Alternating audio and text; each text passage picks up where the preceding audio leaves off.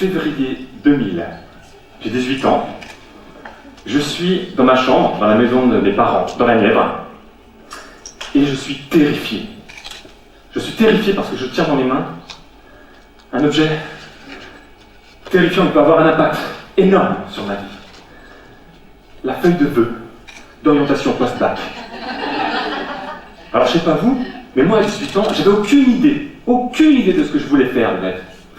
Et qui se souvient d'un moment de sa vie où il a dû faire un choix pour son orientation post-bac? Levez la main si vous vous souvenez. Et gardez la main en l'air, post-bac ou même avant d'ailleurs, un choix d'orientation tout simplement. Et gardez la main si vous saviez à ce moment-là exactement la direction que vous voulez prendre, si vous avez une vision très claire et précise de ce que vous vouliez faire. Ok, merci, je me sens un petit peu moins seul, ça me rassure. Effectivement, j'avais aucune idée. Quoique, si vous m'aviez posé la question à ce moment-là, je vous aurais répondu ce que j'ai répondu à mes parents. Papa, maman, je vais être comédien. Je veux faire du théâtre, je veux monter sur scène. Avec les cousins, on organise des sketchs, on fait des inconnus, j'adore ça, faire rire les gens. J'ai envie d'être acteur. En réalité, mon vrai rêve profond, c'était de devenir James Bond. Et là, mes parents se sont regardés, ils m'ont regardé, ils se sont regardés, ils m'ont regardé. Je reconnais, je l'ai piqué à bref, un peu calque aujourd'hui. Mais... Et mon père m'a dit avec beaucoup de bienveillance, tu sais, fiston, c'est bien d'avoir des rêves. Mais des gens qui veulent devenir comédiens, devenir acteurs, il y en a des milliers, des dizaines de milliers, voire des centaines de milliers chaque année. Et il n'y a que très peu d'élus qui réussissent, vraiment. Il n'y a que très peu de gens qui réussissent à percer dans le milieu. En plus, pour percer, il faut du piston. Eh ouais, parce qu'on n'y arrive pas comme ça. Et nous, on est des gens normaux, tu sais, on connaît personne dans le milieu du cinéma. Et puis, bon, ça fait quelques sketchs, mais ça nécessite quand même d'autres choses pour pouvoir percer. Non, je pense que le mieux pour toi, ce serait plutôt de choisir une carrière qui a le vent en poupe. On est en 2000, l'informatique, ça va exploser dans les années à venir en plus. T'aimes bien l'ordinateur. Oh, si tu passes ta vie sur l'ordinateur, t'aimes bien l'ordinateur. Pourquoi tu ne ferais pas plutôt de l'informatique? Je suis rentré dans ma chambre, j'ai repensé à ce monde. Ouais, c'est vrai que, bon, les inconnus c'est gentil, mais bon, on n'a pas inventé nos sketchs, j'ai pas un talent particulier par rapport à ça. Il n'y a personne dans le milieu, ouais, qui je suis pour pouvoir prétendre à vouloir faire une carrière? Non, mes parents ont sûrement raison. Non, il vaut mieux que je choisisse effectivement une voie plus normale. C'est comme ça que je me suis retrouvé à Orléans, en train de faire un DUT informatique.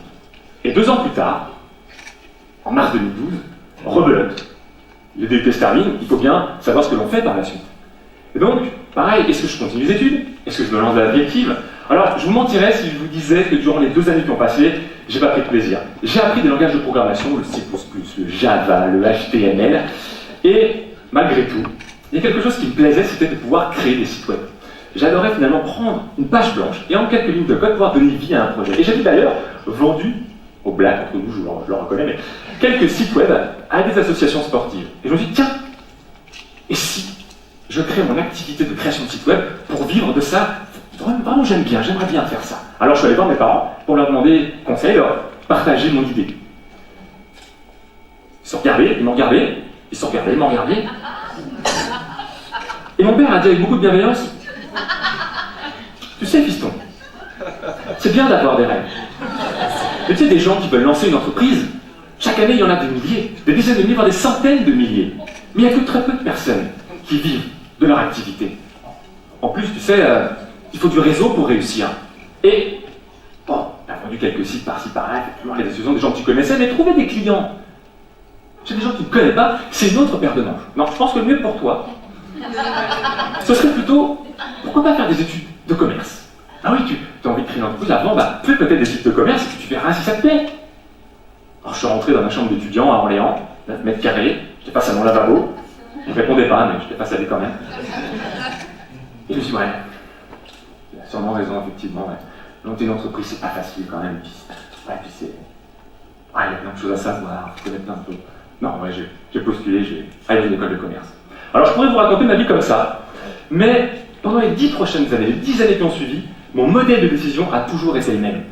Je donnais plus d'importance à la vie des autres, à ce que les autres pensaient mieux pour moi, plutôt qu'à ce que j'avais envie au fond de moi.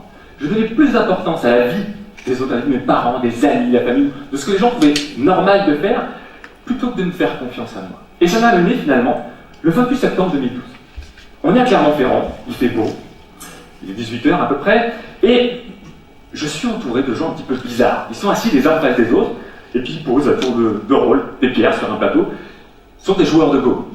Alors, ce jeu, vous voyez à l'écran, c'est pas forcément un jeu que vous connaissez, c'est normal, parce qu'il y a que quelques hurluberlus en France qui pratiquent ce jeu ancestral. Et en Asie, c'est extrêmement répandu, mais en France, c'est assez peu connu. Et je dispute une partie qui est extrêmement importante pour moi. Cette partie, elle est importante pourquoi?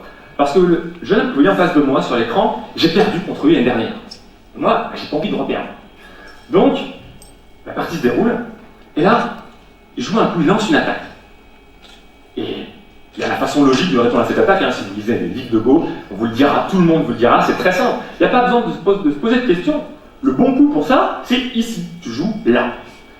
Moi, il y a un autre coup de ce côté qui me fait de l'œil depuis un petit moment, et je me dis, ah, ouais, c'est vrai que normalement, l'attaque arrive ici, on répond comme ça, mais je sais pas, j'ai envie de jouer là.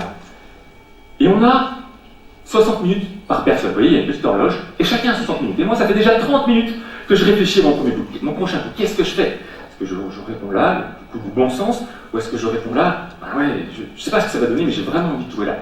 Et le temps passe, les gens terminent leur partie autour, et du coup, il y a des gens qui s'accumulent autour de notre table, parce que quand on a terminé une partie, on va voir celle des autres. Et là, je sens que la pression monte. Mon adversaire me regarde avec un regard insistant, genre, il va jouer son coup là, lui là. C'est facile, c'est là, il n'y a pas besoin de réfléchir, on joue là. Tout le monde, pareil, les gens chuchotent autour d'eux. Genre, regarde, alors, je suis concentré, mais je les entends quand même. Je me dis, ouais, non, mais je sais. Ah, puis alors, l'horloge, là, elle vous rappelle aussi que le temps passe. Et si vous prenez trop de temps pour cette décision, ben finalement, il ne vous restera que peu de temps pour la fin de la partie. Alors, je sens mon rythme cardiaque qui s'accélère. Je me dis, voilà, qu'est-ce que je fais? Oui, il y a ce coup là, mais moi, j'ai envie de jouer là. Et ça fait déjà 10 ans que je prenais des décisions en fonction de ce que les autres pensaient, en fonction du regard des autres. Et jamais je m'écoutais. Alors, à votre avis, qu'est-ce que j'ai fait cette fois-ci? Qu'est-ce que j'ai fait à votre avis? Est-ce que j'ai écouté le regard des autres ou est-ce que j'ai suivi mon intuition? Vous ne suivez pas? Ça fait 10 ans que je suis le regard des autres, je ne vais pas changer comme ça. Non, bien évidemment. J'ai pris mon intuition, je l'ai mise dans une boîte et pop, au revoir. Et j'ai répondu le coup classique, le coup que tout le monde attendait de moi. La partie s'est continuée, j'ai perdu. Et dans les semaines qui ont suivi, j'ai regretté une chose. J'ai pas regretté ma défaite. En réalité, c'était pas grave pour moi, c'était pas important. Ce que j'ai regretté, c'est de ne pas avoir tenté ma chance, de ne pas avoir essayé de jouer ce coup qui me tentait. Parce que je me suis posé plein de questions, je me suis dit, et si ça avait marché? Et si j'avais joué ça, et finalement peut-être que les autres suivent le sens commun, mais si ça te dit, ah ouais, c'est pas si bête finalement, c'est un bon coup. Si les autres ne voyaient pas que c'est un bon coup, peut-être qu'il n'y a que moi qui l'ai vu, mais et si c'était vrai? Et si vraiment, en faisant confiance, j'avais joué un super coup? Alors cette anecdote peut vous paraître banale, mais pour moi, elle a été fondamentale. Parce que c'est à ce moment-là que je me suis dit, stop, arrête. Je ne veux plus, j'en ai marre, je ne veux plus suivre, prendre mes décisions en fonction de ce que les autres pensent. Parce que qu'est-ce qui se passe lorsque l'on prend nos décisions en fonction de ce que les autres attendent de nous, ou ce que les autres pensent de nous? Eh bien, on nous met sur un chemin qui n'est pas le nôtre. On nous met sur un chemin qui est celui de quelqu'un d'autre. Et quand on parcourt un chemin qui n'est pas le nôtre, au bout de ce chemin, il y a qu'une chose. L'impasse, le burn-out. Et moi, c'est ce qui m'est arrivé au final. En suivant ce chemin-là, à force de prendre des décisions, parce que les décisions qu'on prend chaque jour, aussi petites soient-elles, sont celles qui nous donnent la direction, eh bien, je me suis retrouvé dans une situation où finalement, eh bien, j'étais dans un super poste, super situation, bon comité d'entreprise qui va bien. Mais j'avais qu'une envie, c'était de m'en aller. J'avais plus de sens, je me dis, mais ok, j'ai tout ça, mais pourquoi je fais ça? On parlait de pourquoi. Il y a Fabien qui nous a parlé de pourquoi, tout le monde nous parlait de pourquoi. Effectivement, je me suis dit aussi à un moment, pourquoi je fais ça? Et j'ai pris une décision. C'est d'abandonner tout ça, de dire ok, ça c'est quelque part la vision normale qu'on attend de moi. Et je suis allé voir mes parents et je leur ai dit, voilà, je vais demander une rupture conventionnelle avec CJ, mon employeur de l'époque, et je vais créer mon entreprise. La réaction de ma mère, si on avait mis un électrocardiogramme, ça aurait été oh, elle m'a repris. Et là, attends, mais ça va pas, t'as des enfants, ça fait dangereux, et puis si ça marche pas, et puis s'il y a pas de clients, et puis tout ça. Est-ce que j'avais la certitude que ça allait fonctionner? Non. Est-ce que je savais exactement quoi faire? Non, j'avais une envie, mais j'avais pas de projet. J'avais qu'une envie, c'était justement de trouver ma voie, de trouver mon pourquoi, de trouver qu'est-ce qui allait faire que chaque jour qui passe soit une journée meilleure.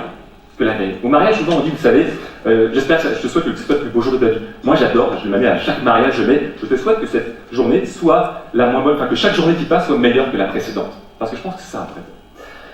Et finalement, ça a été le premier déclic finalement qui m'a permis à me mettre sur ce chemin et à m'écouter un petit peu plus. Parce que je crois vraiment que si on étouffe nos envies, eh bien on étouffe le fait d'être en vie. Si on étouffe nos envies, on étouffe le fait d'être en vie. Et quelques mois plus tard, je suis en Pologne. Nous sommes au 57e championnat européen, oui messieurs, dames, oui mesdames et messieurs, du jeu de Go. Ça existe, il faut le savoir. Et là, je dispute une partie qui pour moi, pareil, est très importante. Pourquoi ? Parce que je suis à une victoire de passer premier dan au jeu de Go. Ah oui, James, je sais, ça, il peut regarder notre karaté, alors que ça fait moins classe de dire qu'on est premier dan au jeu de Go. Mais bon, pour moi c'est important, je me dis, waouh, je suis le premier dan au jeu de Go, je ferai partie des 5% de joueurs français, alors il y en a que 1500 des licenciés, bon. 5% de joueurs en dan, voilà. Et là j'ai l'impression de revivre ce que j'ai vécu un an au préalable.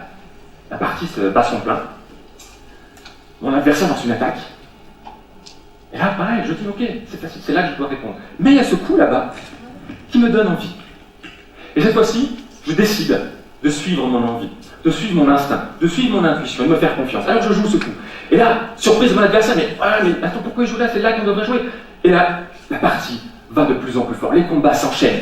On se rend coup pour coup, la partie bat son plein. Vraiment, on sent la tension entre les deux adversaires. Moi, je prends énormément de plaisir parce que je ne pense plus finalement à ce que les autres veulent faire. Juste, je joue mon jeu. Je joue le jeu qui me correspond. Je joue ce que j'ai envie. Je joue ce qui est important pour moi. Et j'enchaîne les coups. Et à votre avis, qu'est-ce qui se passe? Qu'est-ce qui se passe lorsqu'on s'écoute? Quand on se fait confiance et qu'on ose finalement jouer ses propres. Qu'est-ce qui se passe à la fin de la partie? On gagne. On est content. On est fiers. Alors, en réalité, j'ai perdu. Mais j'ai entendu, on est fiers. Et oui, en réalité, j'étais fier de moi. J'étais fier. Ok, j'avais perdu, mais ça, c'était pas grave. J'étais fier parce que je m'étais écouté. Je m'étais fait confiance et j'avais osé suivre mon instinct. Et qu'est-ce qui s'est passé? C'est que mon adversaire m'a dit, David, c'était génial. Merci pour cette partie. C'est la meilleure partie que j'ai jouée de ce congrès. On a senti l'intensité, on était tous les deux à fond dans la bataille. Peu importe que j'ai gagné ou que j'ai perdu. Qu'est-ce qui m'a rendu fier? C'est que j'ai donné corps et âme dans cette bataille-là. J'ai tout donné, j'ai fait de mon mieux. Oui, peut-être que le résultat, au final, n'était pas celui auquel je m'attendais. Peut-être que j'aurais aimé gagner, mais peu importe. En réalité, le vrai objectif que je m'étais fixé à ce moment-là, c'était pas de gagner ou pas de perdre. C'était de faire de mon mieux, de me suivre, de suivre mon instinct et de faire de mon mieux. Et le message que j'aimerais te faire passer aujourd'hui, c'est que si on se fixe comme objectif, parce qu'une victoire, soit on gagne, soit on perd. Et je crois qu'en réalité, on ne devrait jamais se fixer comme objectif un résultat, une victoire, un certain volume de chiffre d'affaires, la prise d'un rendez-vous, peu importe. Les seuls objectifs qu'on devrait se fixer, c'est de suivre son instinct et de faire de notre mieux. Pourquoi? Parce que si je poursuis cet objectif de faire de mon mieux quoi qu'il arrive, et de toujours être en pleine intensité dans la bataille, je ne peux pas perdre. Oui, le résultat peut être une défaite. Mais moi, mon objectif personnel, qui est de faire de mon mieux, je ne peux pas passer à côté. Je serai toujours dans cette envie de faire mon mieux. Et quand j'ai décidé de lancer mon entreprise, il n'y avait aucune certitude sur sa réussite. En revanche, j'avais une certitude. C'est que je préférais tenter ma chance et suivre mon instinct, suivre ce que j'avais vraiment envie de faire au plus profond de moi et échouer, plutôt que de ne rien tenter du tout. Et j'aimerais la prochaine fois que vous êtes face à une décision, que vous posiez cette question. Qu'est-ce qui vous rendra le plus fier, dans 1 an ou dans 2 ans? Le fait d'avoir fait ce que les autres attendent de vous, que la normalité, entre guillemets, voudrait que vous fassiez? Ou le fait de vous être fait confiance, d'avoir osé, d'avoir mis all-in sur votre idée, d'avoir tout donné, quel que soit le résultat au final? Est-ce que ce nom vous parle? Eric Moussambani. Qui connaît Eric Moussambani? Ok. Eric Moussambani, c'est ce monsieur sur la photo. C'est un Guinéen qui, en 2000, dans les Jeux Olympiques, a été sélectionné pour participer donc au 100 mètres crawl. Ce monsieur-là, il a pu participer parce que finalement, les Jeux Olympiques ont ouvert à des pays en voie de développement et il n'avait pas nagé 8 mois avant de participer aux JO. Il s'est entraîné dans une piscine de 20 mètres dans un hôtel. Il n'avait jamais vu de sa vie une piscine olympique de 50 mètres.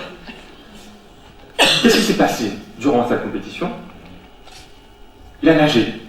Est-ce qu'il a fait un record? Non. Loin de là, c'est tout l'inverse. En réalité, il a nagé, les commentateurs se moquaient de lui, il avait peur qu'il se noie parce qu'effectivement, il n'avait pas une nage très comment on l'appelle, catholique. Je ne sais pas pourquoi j'ai utilisé ce terme-là.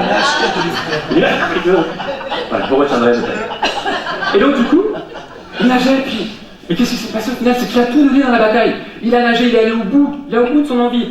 Il s'est pas dit, ah ouais, mais moi je nage pas suffisamment bien. Non, il s'est mis sur le plongeoir, il a nagé, et moi ce que je trouve génial, et qu'est-ce qui a fait qu'il y ait eu une ovation du public, et qu'il est devenu Eric le nageur, c'est parce qu'il était à fond, il est allé au bout, il a tout donné. Il n'a pas cherché à gagner, il a simplement cherché à suivre, à dire, ok, je veux aller là-bas, j'y vais, je donne tout, je fais le meilleur de moi-même, et peu importe le résultat. Qui se souvient de ce film? Rasta Rocket. Pourquoi on aime ce film? Au-delà qu'ils sont très sympas et très drôles. C'est qu'à la fin de ce film, est-ce qu'ils gagnent? Non. Par contre, ce que l'on retient, c'est qu'ils ont pris leur bobsleigh, ils l'ont mis sur la pôle, et ils ont fini la course. Ils sont allés au bout. Donc, encore une fois, ne cherchez pas à gagner. Cherchez simplement, à chaque instant, à donner le meilleur de vous-même. Merci. Mesdames et messieurs, David George! David George! David George! Yes! David, attends un petit peu là, je crois que c'est un niveau pour toi. Allez, prends, c'est pour toi. Merci. Merci, on va faire un travail.